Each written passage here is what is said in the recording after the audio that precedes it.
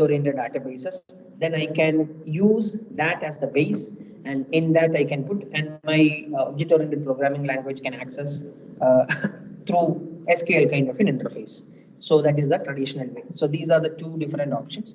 First one, if you look into it, there are like yesterday I was talking about XML. Many have came up with that kind of an option, like what you say, existing RDBMS expanded with certain complex data types so that they will be able to handle objects from the object-oriented databases.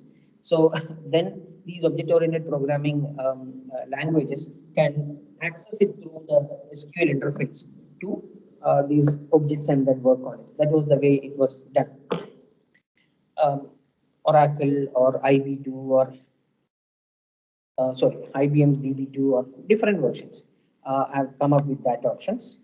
And on the other hand, there is an effort, a very strong effort to build a consortium of industries who works on object-oriented databases and then come up with standard for persistent programming languages. So persistent programming languages, if you talk about it, it allows objects to be created and stored in a database and used directly from a programming language. Okay, so the whole idea is you can create, store objects, and you can deal with them directly with the programming language. Allow data to be manipulated directly from the programming language, which means that you don't require that kind of an SQL kind of an interface. So you don't require that ODBC or ODBC, JDBC kind of thing. No need for explicit format changes, because if you remember SQL, if you remember the DBMS projects, what you have done is in from your programming language, you be embedding the SQL queries. The results you get it as a string or an object in Java or similar kind of programming languages, and then you need to break them down into corresponding formats and then take it as individual records and then further break them into attributes separately and then pick it. So which means that a lot of formatting is required from the results what you pick from the database and then go on. Okay, so that's why it is considered to be a little complicated. And persistent programming language and object-oriented database combination. So when you are making a language extension, the whole idea is that you don't require that kind of a results format. Okay, without a persistent programming language, format changes becomes a burden on the programmer. More code to be written, more chance of bugs. Because I remember there is something like get int, get string. So if I'm not very sure about what is the type on the other side, then I'll be ending up picking it in the wrong way.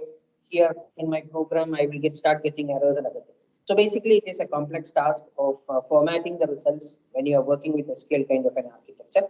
So that is being removed when you don't require an SQL kind of architecture, and object-oriented programming language can directly access the objects what is created and manipulated.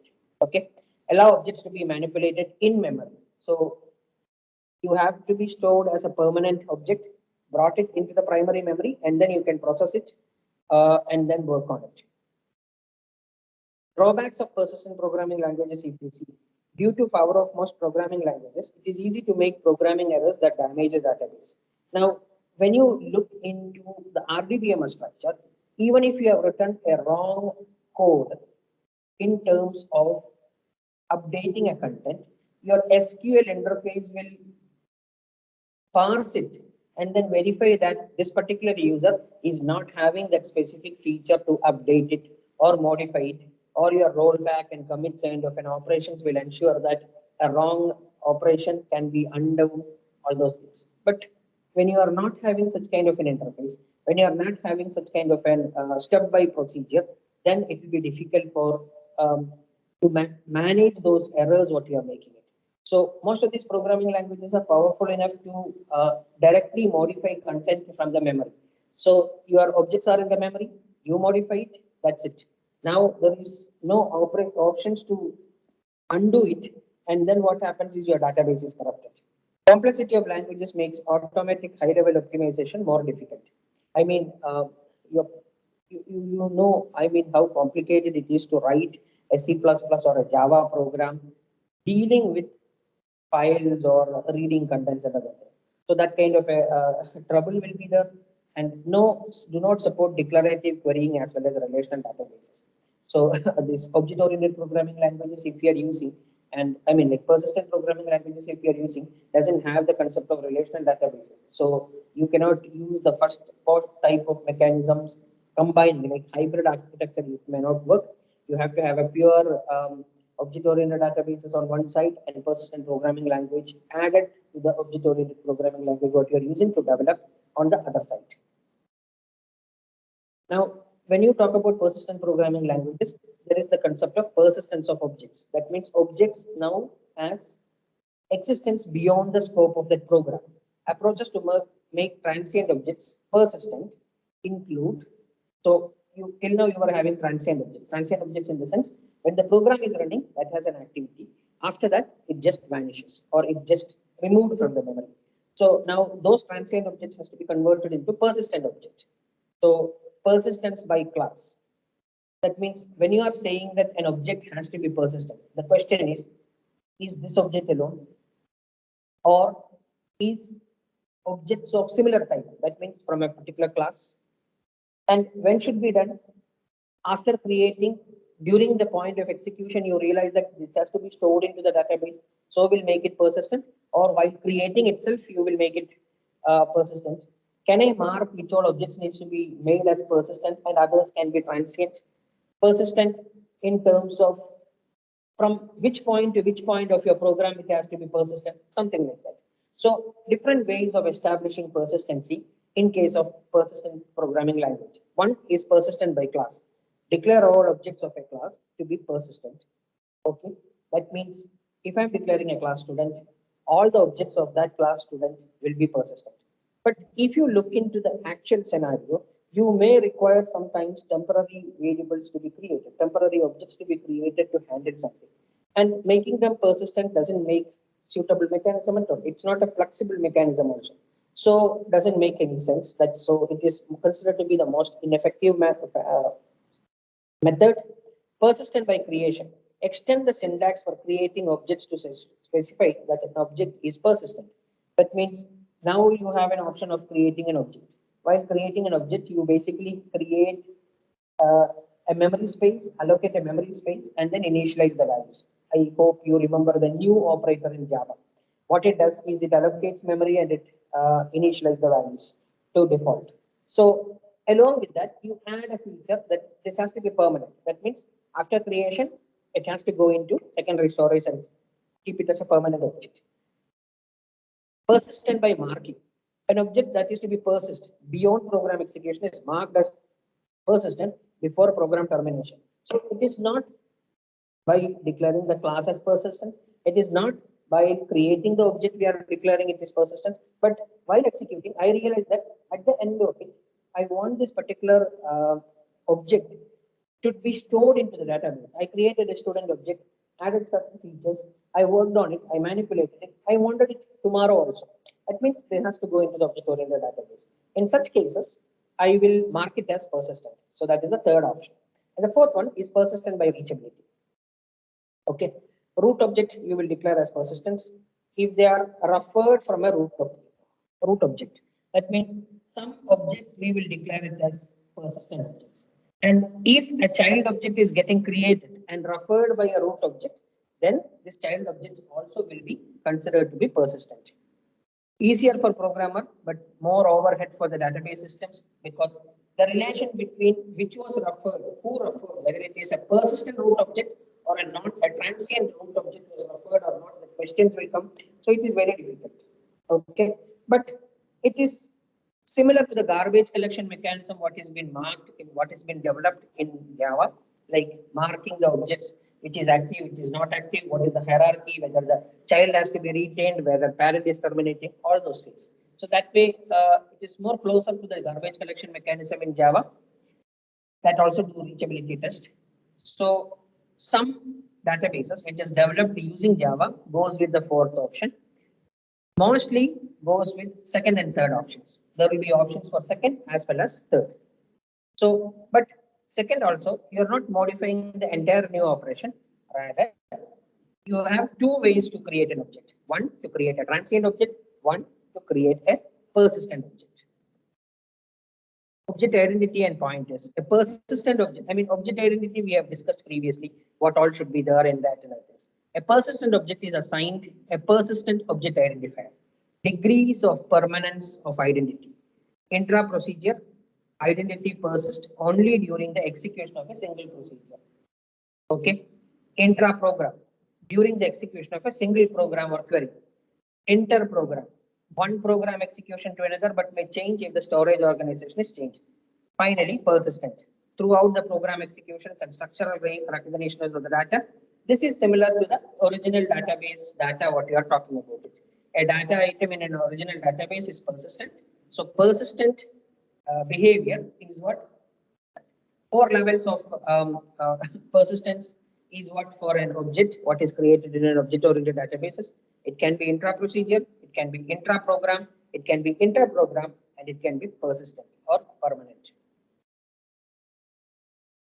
An object identifier is actually an in-memory pointer. So a persistent pointer has to be thought as a pointer into the database. So typically object identifiers are values created as a variable in your program. So when you talk about persistent objects, that persistent object identifier also has to be a permanent number, a permanent value. So during the execution of the program, it will be acting as like a normal in-memory pointer, but then it has been brought into the database as a permanent value. Storage and access of persistent objects. How to find objects in a database. Name objects, that means name of the object, you can use it. Cannot scale to large number of objects because remembering that many names will be difficult. Typically given only to class extents and other collections of objects, but not pure objects. Expose object identifiers or persistent pointers to the objects. That way you will be able to access the objects. Its object identifier is what you use to communicate. Store collections of objects and allow programs to iterate over collections to find required objects. This is more general towards the Java kind of a structure where you have the concept of collections. Collections in the sense vectors. You have all the types, you can put it into it, you can refer it. You have specific methods built around those classes to access those things. So that is the next level of access mechanisms, what we use. So object-oriented databases largely uses the third option. First one is using names. Very few use that kind of a mechanisms. IDB uses second and third options. Either using object identifiers you can get it, or make them as a collection and then iterate through that. Now, C++ language is the first object-oriented language what is commercially successful one before even Smalltalk. So C++ language is what considered to be used largely for building object-oriented databases. Allows support for persistence to be added without changing the language. Declare a class called persistent object with attributes and methods to support persistence. So you need to initially create a class and then with specific attributes what you want, extend it and then you can use it. Either you can overload it or you can do template classes to work on it.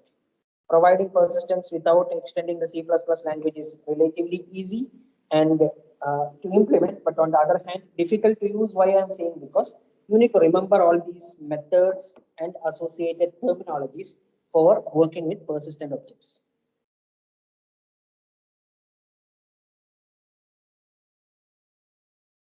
So, since multiple people will try to build object-oriented databases as well as persistent programming languages, it is always a challenge that you need to have some common standard between them. So, there is a consortium was created called Object Database Management Group, ODMG in short. Object Database Management is an industry consortium aimed at standardizing object-oriented databases. So the major task what they have taken up is create a standard persistent programming language. So it creates standard for C++, Smalltalk, and Java, because these are the three majorly used object-oriented programming languages in industry. So they set standardized persistent programming language which provides supports to C++, Java, and Smalltalk will be built. And they come up with standards like ODMG 93. I think 91 was the consortium formed, and 93 they came up with the first standard. Then ODMG 2. 2 was with support to C++ and Smalltalk only. I think 2 plus extensions to Java was introduced. 3 was with complete feature. ODMG C++ standard avoids changes to the C++ language. So this standardization process made sure that your original programming language is not modified. An extended API or a set of library was introduced to them so that they can use it. So what they have done is template class used to specify references. So D underscore ref, and then what is the class which you are using will give you a template for adding up persistent objects. D underscore set to define sets of objects. Similar way, you get so the D underscore was the tag what they used to make sure that these are operations related to persistent or object-oriented databases. So what happens is an extra set of functionalities were added, but not modifying the existing C++ compiler or existing C++ architecture.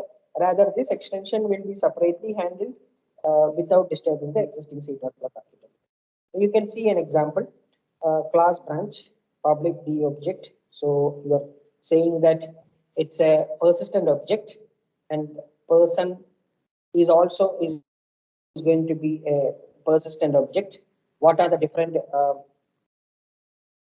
what you call attributes in that? D dot string name, when you say, that is also a persistent attribute. So for the persistent objects, you can have a normal attribute or a persistent attribute. Only the persistent attribute will be referred in the object-oriented databases. So branch, person, and account were created as child objects of D underscore object. D underscore object is a persistent object. So when you create a child object of that, automatically these new class objects, so the new classes, what we created will become persistent classes, and the objects what is created from them will become persistent objects.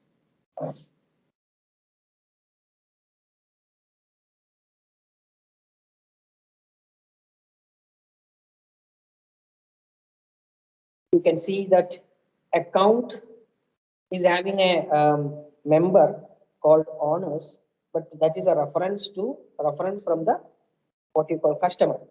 Okay, so customer objects are becoming, or owners are nothing but objects of customer class. So it is kind of an foreign key concepts what we have used in other RDBMS kind of an architecture. So please note down that red colored text. It says that owner is an object of type customer, which is referred from some other class. You can see customer is actually from extended from person, and they have all these features. So what happens is, and here also you can see that there is a reference to accounts as well as branch.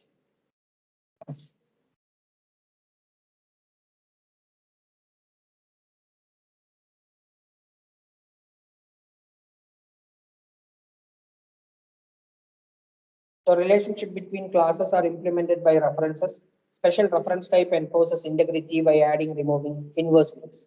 Type D relational reference is a reference to the class where attribute inverse reference of class is the inverse reference. Okay, INVREF is backward referencing it. It says that you can refer back to that particular class.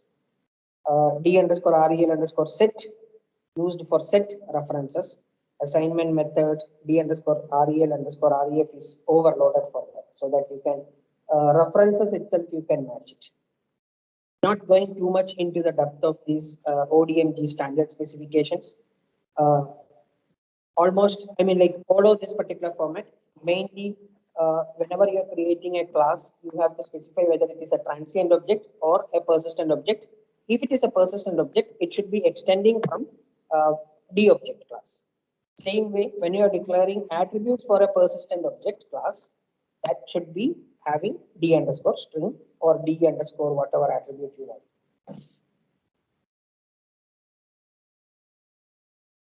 There is an object manipulation language like data manipulation language, what you talk in case of RDBMS. ODMG has come up with an object manipulation language which will be able to help you out in modifying these objects, what is created, modify the attributes and other things.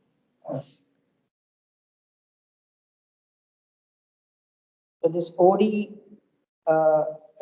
object manipulation, OML, is what defines the newly modified constructor for a class which can be declared as a persistent class.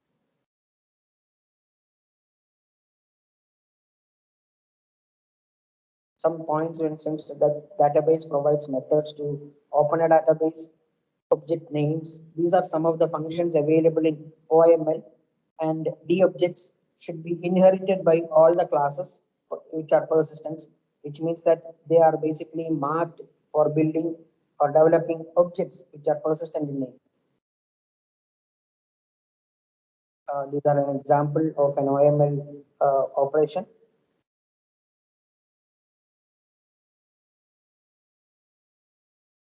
Not going into the examples in detail, you can go through it.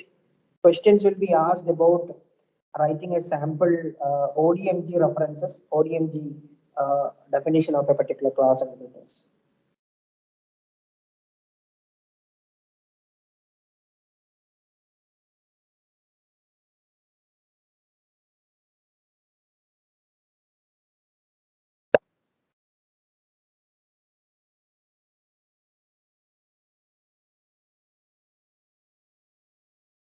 Yeah, one point which I missed to mention is mark modified is a method in OML which has to be called before an object is updated.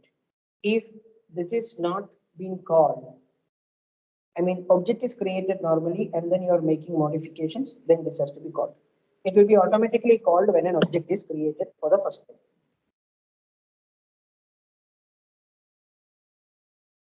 So in case of ODMG case, this is a trouble because if you have to ensure that mark modified is called, else database becomes corrupt.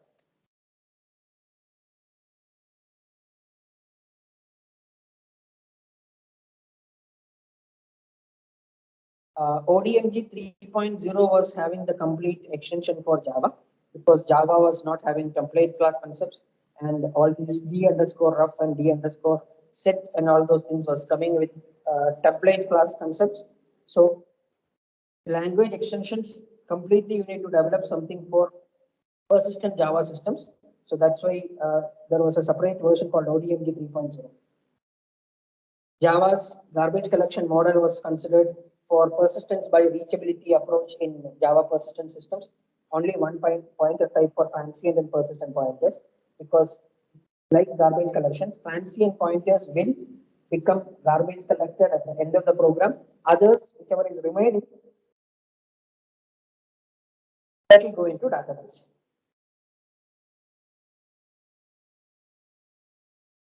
Reset, debag, delist, and all are collection types defined using the ODMG type D underscore object class. What is we have seen previously.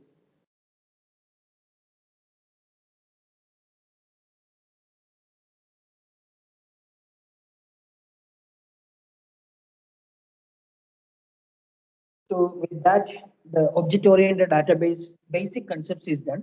What is left out is IDB, which is an object-oriented databases, which is kind of developed over C++ platform. So we will see some examples of IDB, how we do that, what is the format it uses and other things. So one session is required for that, but we will do it tomorrow. So today we will wind up with this. I'll share these slides so that you can go through it, and then the IDB slides also will be shared once it is done. Okay. Thank you guys. You can leave now. We'll continue in the next. Yeah, tell me. Yes, sir, just one query. So Yes. I wanted to know, is it like project is finally decided because we had a discussion, like assignments or tests will be better because 25th means, I think 25th or 26th you have agreed upon to have project presentations, but then we will be cleaning and then like and some written will be there, na, sir. At least 2020. So is it like compulsorily you have already discussed with CS or like what is your opinion, sir? Project only needs to be done, sir. I mean, I said, see, don't worry about completely building a solution, completely building a web Okay. application. Not like DBMS projects, you need to have a complete thing. If your Okay. database part is completed, that can be presented, because I am more worried in, I mean, I am more looking into the database aspects of it, not the front end part. So Okay. the Okay, whole sir. idea is, even if you don't have a classic front end, but if you are attempting to modify, create, insert, and then update data into the specific database in some format, that is good enough. So a simple C program which can manipulate a XML documents in the database or in the file storage, that is also perfect. So you create few XML files, and then a C program can read content from that and then display to me, saying that you ask for a student class information. This is what the information you are asking for, to insert something. Yes, from C, I can write a file insertion program and then modify the existing file, modify into corresponding format. That is only I'm expecting. Okay, not so complicated. And only two databases we have discussed. Okay. So that Okay, sir. is good enough. Thank. I'm not looking for a completely executable project. Is what I'm not expecting. So that's why I said we can finish it off and then understand the difference of using RDBMS and other databases. So that is the whole purpose. That will happen only if you do. And this is a project-based course, so we need to have some kind of an implementation happening. So that if you do, that is good enough. Okay. Okay, sir. Thank Yes. you, sir. Sir, and also instead of implementing, like example, if we have to implement something like AUMS, instead of doing for students one part, for teachers one part, and for admin one part, can we do only for one user and implement all the CRUD like create, update? Yes. That is what I am saying. I am not saying Yes. complete Okay. set of features.